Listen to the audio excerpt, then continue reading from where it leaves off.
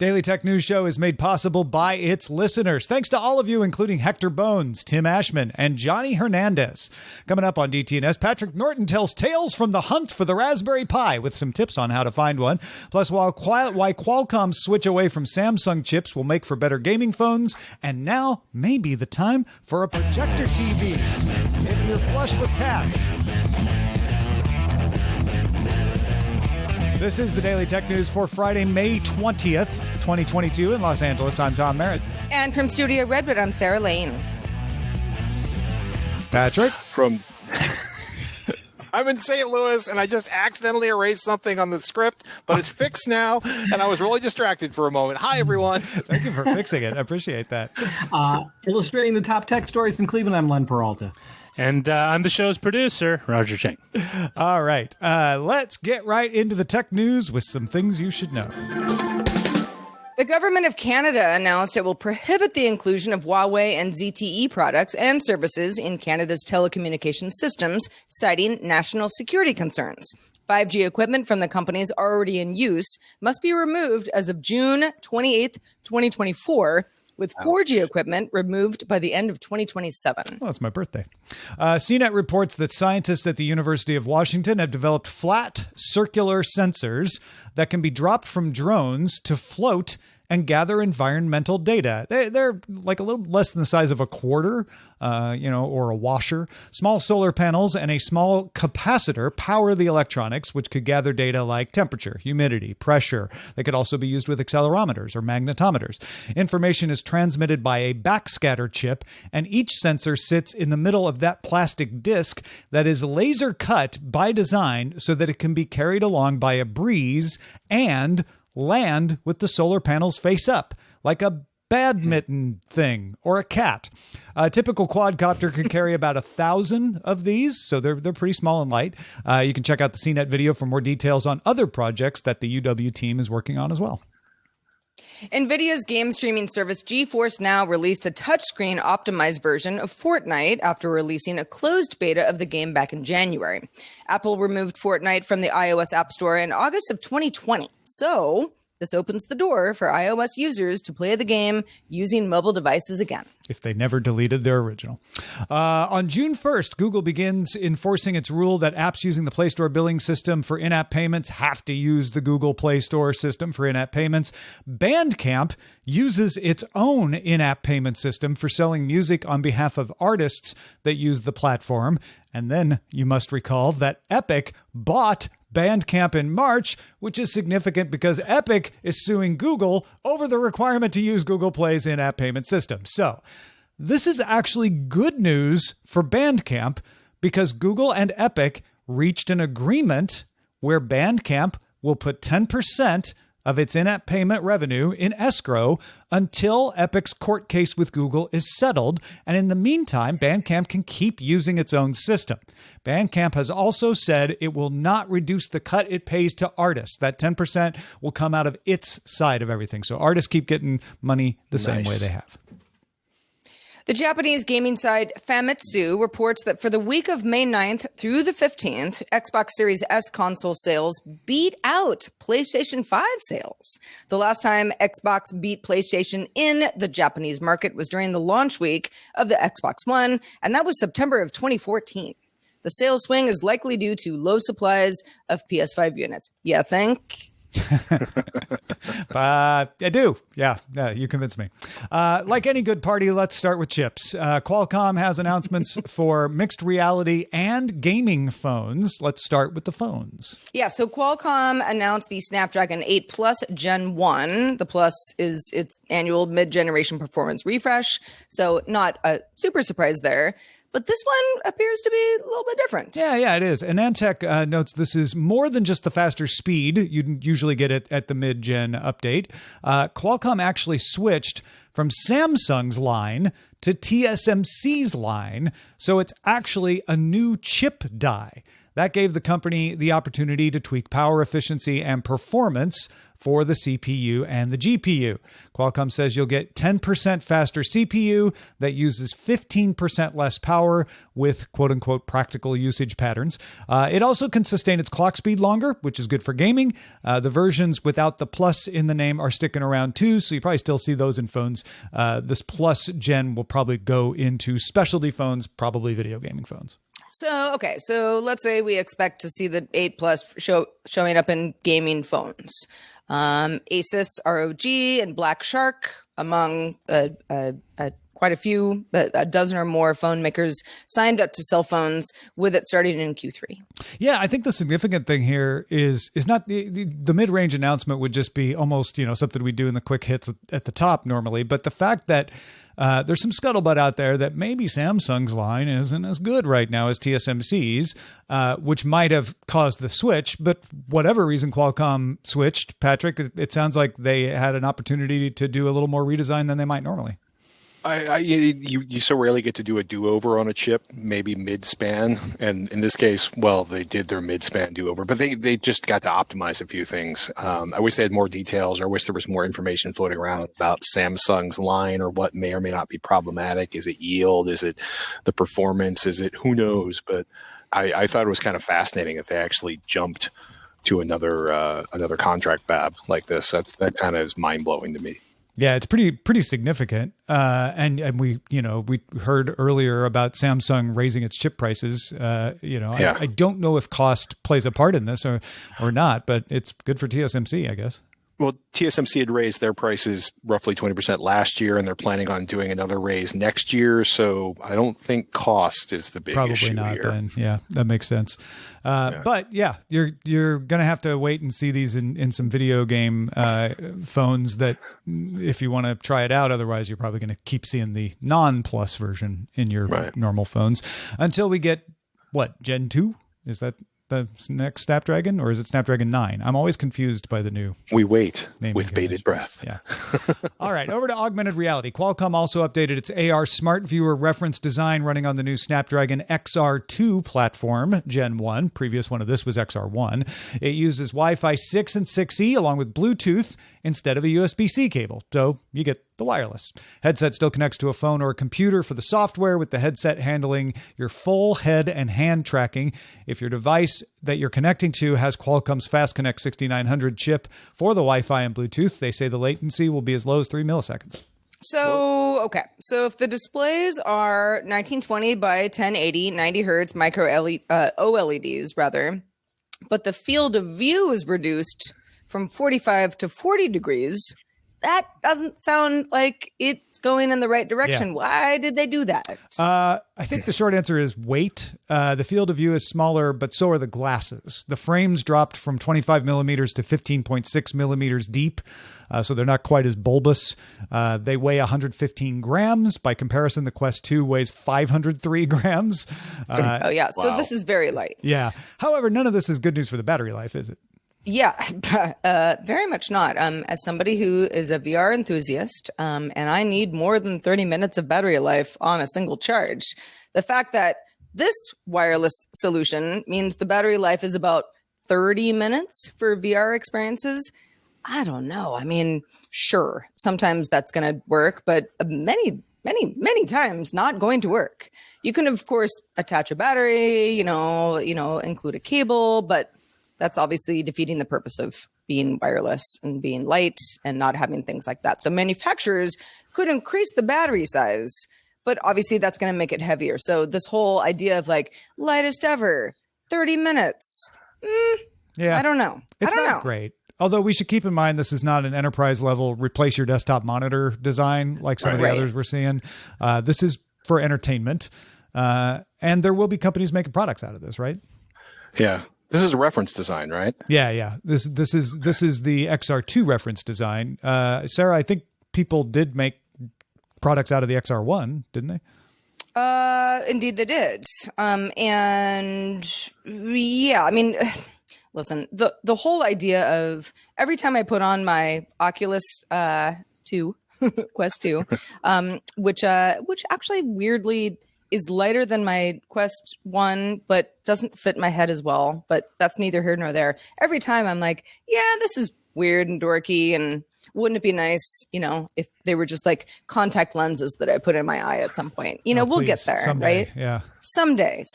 We're not there yet. So I think, we're getting to the point of like comfort versus usability. And right now, it sounds like comfort takes away from usability because you don't have the battery life. Because where are you going to put it? on your hip holster with your cable that tethers over your ear. And you don't want that. And some people are like, that's fine. But most people don't want that. Listen, if you're someone who used the Nreal or Lenovo versions of XR1 in the past, write us feedback at dailytechnewsshow.com. We want to know why.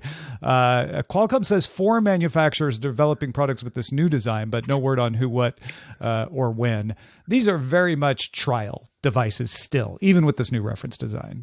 Because 30 minutes battery life, that's I want to play around with this, not something I'll get serious about. Yeah, like you can't even watch a movie. Yeah. Well, moving on to projectors. And Patrick, we know you know a lot about projectors. So let's talk about the new LG ultra short throw projectors. Before we get to that, though, explain to everybody out there who's like, what's a throw projector? You throw it. What's happening here? So I'm now about to make cornhole jokes and picnic jokes. So traditional home theater projectors are like the projectors in movie theaters. They're usually mounted on the ceiling, kind of above and behind the seats. Mine, I think, is like 10 or 12 feet from my screen, and my couch is about 3 feet in front of the projector. Ultra short throw projectors use some crazy wide angle lenses. I mean, concave spherical mirrors, which are exciting. And they can put the projector 8 inches or a foot from the screen typically these days. So it makes it really easy to install. Instead of having to put an outlet or run a cable across your ceiling, you drop it on a console or a cabinet just below the screen and plug it in. In some designs, they're still ultra short throw, but you can mount them on the ceiling. But truly, I think most folks are trying to avoid putting electrical outlets in or mounts on their ceilings. And some people just find ceiling mounted projectors to be really irritating. Why is that thing on the ceiling? It's the movies. Well, yeah, it's just something you got to look at. So for example, the LG CineBeam projectors can throw a 100-inch picture from 9.8 centimeters away. That's less than 4 inches. Can also do 120 inches from 8.3 centimeters away, which is just a touch over 7 inches. And a new model, the HU915QE, can do all of that at 3,700 ANSI lumens. ANSI stands for the American Standards, National Standards Institute of Lumens. So, Patrick, is that good, and why? Well, it's really good. So first up, a 100-inch screen from 4 inches is really impressive. That's that new HU915QE. Back in February, LG released their previous flagship ultra short throw projector, the HU715QW, which would sit 8.5 inches away to do a 100-inch screen. So they've halved the distance. This is amazing. ANSI lumens, and when they say ANSI lumens, it means they're measured in a specific way, which means it's harder to lie about the amount of lumens coming out of your projector, which is important when you're projector shopping. So more ANSI lumens means you can use the projector in rooms with more ambient light, and you don't have to you don't have to make everything, you don't have to live in a dark cave to use the projector. It also means, more lumens delivers better HDR performance if you can hit higher lumen output levels from your projector. So, being that this is an LG product, the new CineBeam is running WebOS, which has streaming apps, pretty good selection of them. Can also do AirPlay 2, has 2 HDMI A ARC ports, 2 USB 2.0 jacks, an integrated 40-watt 2.2 channel speaker as well, and it has a 4K HDR video from 3-channel laser. This sounds like pretty good specs. Right? It's interesting. It's literally their new flagship. It's twice as expensive as that 715 715QW I mentioned. So they say adjust brightness automatically based on how bright your room is. Typically, home theater projector reviewers say to leave that off if you want the best, most accurate picture. The release doesn't mention HDR10+, but it says the projector does dynamic tone mapping in HDR on a frame-by-frame basis. which sounds like HDR10 plus, but may not be. We'll see when it actually ships. They're also doing adaptive contrast. So lasers, they use an iris in a traditional projector with a bulb, and the iris opens and closes to help make blacks look blacker in different scenes. So in this case, they have something that I guess dials the lasers down a bit to make them, to be, again, same thing, to make your blacks look blacker, to make HDR look more HDR-y, I guess, to use highly scientific video terms. You know, I know I'm one of those people. There are probably some people out there being like, how close could it actually be to the wall, though, and project a nice image? This is we're all used to kind of what you were talking about before, that idea of like the cinema got to be in the back of the room, top of the room. You know, you need some. You can't just like shove this into your console that's on the same wall as the projected screen would be. But this actually sounds like you can. That's literally what ultra short throw projectors are for. And it's literally because they know more people, 100-inch television, 80-inch televisions are expensive, 85-inch televisions are expensive, 100-inch televisions are prohibitively expensive. But projectors, 100-inch projectors are pretty affordable by comparison. But people are like, I don't want to mount it on the ceiling. I don't have an electrical outlet in my ceiling. I don't want to run an HDMI cable across my ceiling. So ultra short throw projectors allow you to do these massive screens and, pardon my technical language, shove the projector really close to the wall. And I also should point out, you definitely want, with ultra short throw projectors, you want an ultra short throw projector screen, because they're designed to reject a lot of the ambient light, especially if you have any kind of overhead lighting in the room. How much is that going to helps make them look better?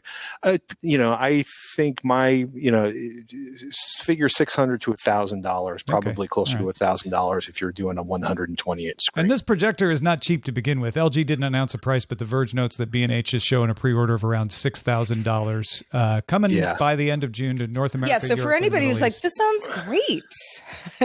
well, keep that in consideration. There's trade-offs, right? Because a traditional projector using a bulb, you get 4,000 or 5,000 hours out of a bulb. Then you buy a new bulb, and a lot of bulbs cost $300 plus.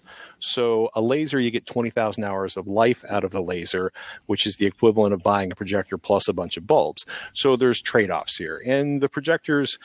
There's some incredible projectors under $1,000. There are some incredible projectors. You can buy a house or buy a projector if depending on where you're living in the country and how much money you have. But a typical flagship projector, it's not unusual to see those from Epson or JVC or Sony or LG in that $4,000 to $6,000 range. That said, there's some fantastic projectors from $1,000 to $3,000. Yeah. Well, folks, if you've got a question about anything we talk about on the show, you might say, what's your email address? I don't know it off the top of my head. Here it is. feedback@dailytechnewsshow.com. Now you know it. Raspberry Pis, good for modders, good for hackers, good for people who like making things. But they can be a bit hard to find these days, and Patrick Norton has been on a quest to figure out where to find them. So, Patrick, how can we find the Pi? Okay, so I've been quietly weeping because I was so frustrated not being able to find Raspberry Pi 4s or 3s for sale anywhere. So there's official vendors. You go to raspberrypi.com, you look at the Pi you want to buy, and they have, buy now buttons there. And those link to all of the legit vendors for Raspberry Pis in the country you live in. So, I couldn't find anything for months, probably starting back in October, November of last year. I think the last Raspberry Pi 4 I saw for sale was probably October of last year. And I'm looking and I can never find them. And around April 4th, raspberrypi.com released their production and supply chain update blog post. And they flat out said, look, they feel the right thing to do is to prioritize commercial and industrial customers over individuals because they've been developing these compute modules. They've been developing relationships with people that are building businesses and making their living selling these, and they want to keep them in business. And I was like, nuts, I'm never going to find one. And then a few days after that, I found out about rpilocator.com.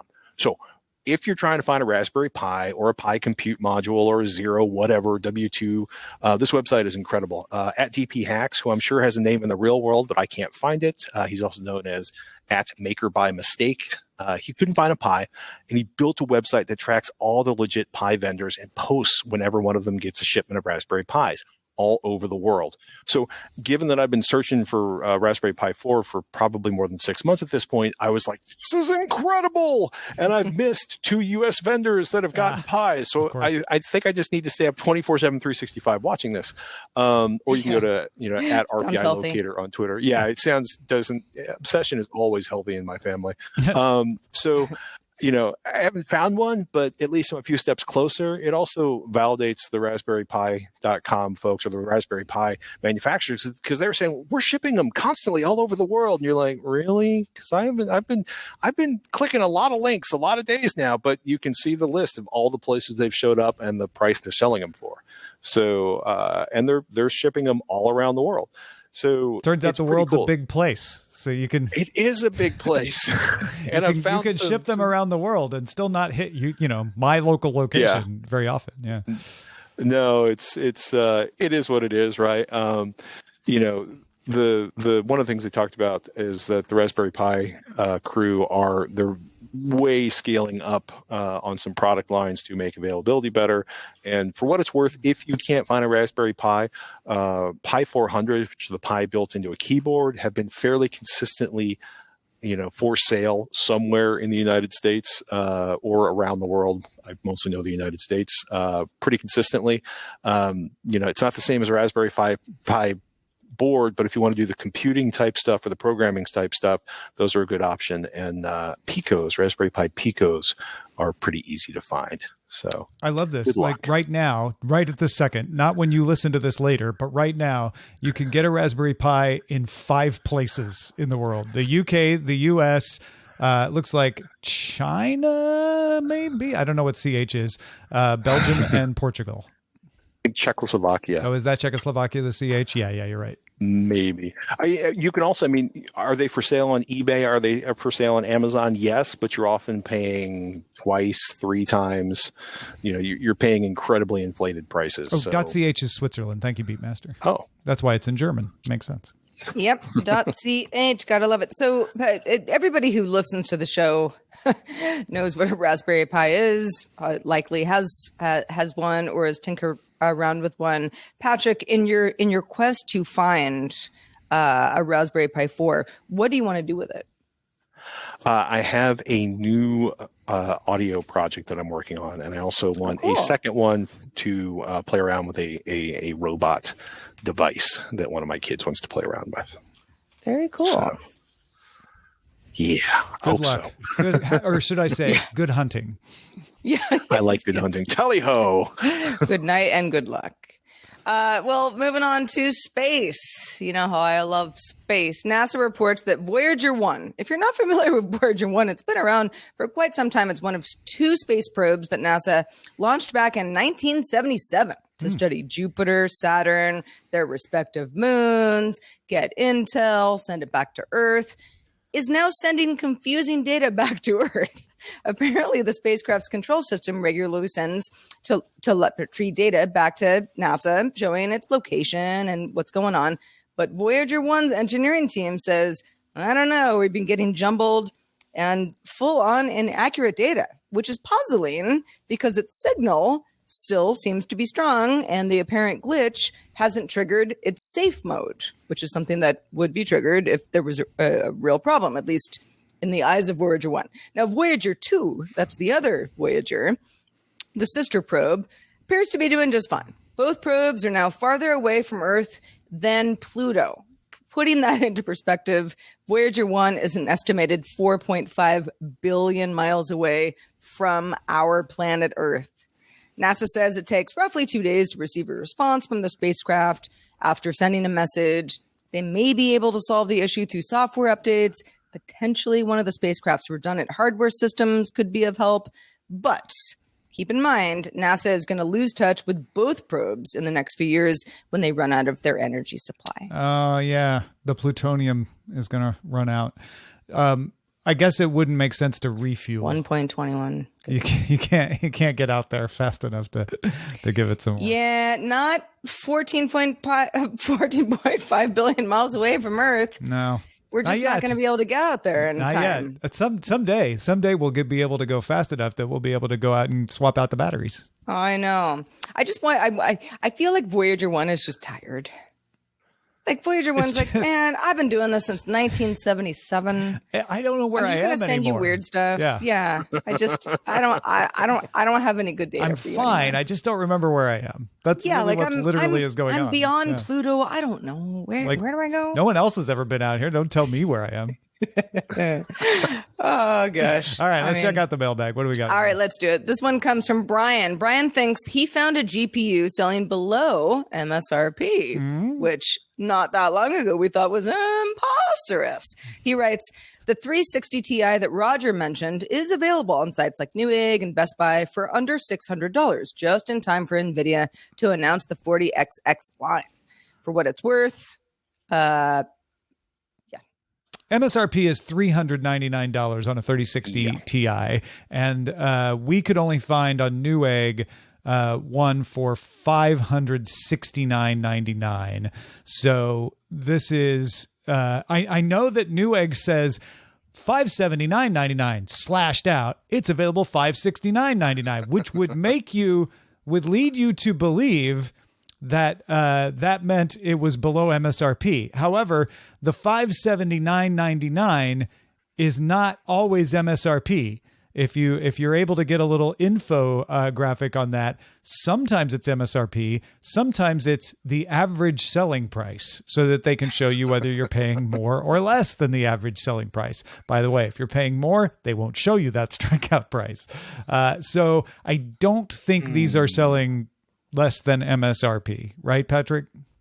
It's 150% of MSRP for a 3060 Ti. But merely having GPUs in stock is a huge step up, and it's not 2x MSRP. So I'm going to look at the glass being half full here and slowly trickling towards being full. It's available. It's not twice the price. And we are, to Brian's credit, we are seeing more GPUs getting closer to MSRP and definitely being in stock for sure. A couple of weeks ago, I saw a bunch that were like 30% over SMRP, I think, or maybe I did the math wrong. So in any case, simply having cards in stock is still kind of a weird and disturbing. You know, there was an aisle at my local micro center that would have like the 4 cards nobody wanted to buy. And the rest of this 25-foot long aisle on both sides was just empty glass locked cabinets. So actually seeing inventory, like actual cards in the boxes. Yeah. Hey, I don't want to spend that much, but if I did, I could. You're like becoming the hardware hunter, like with the Raspberry Pis and the GPUs and all that. You know, let's call Lifetime. Let's see if they want to do a show. Here we the find hardware the GPU hunter above MSRP, but in its natural habitat. You want a PS5? Patrick Norton's on the case.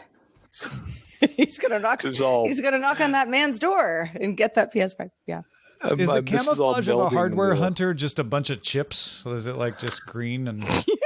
Yeah, where people are like, "Oh, I thought you were just a chip tree." Oh no, you're a human. Cool.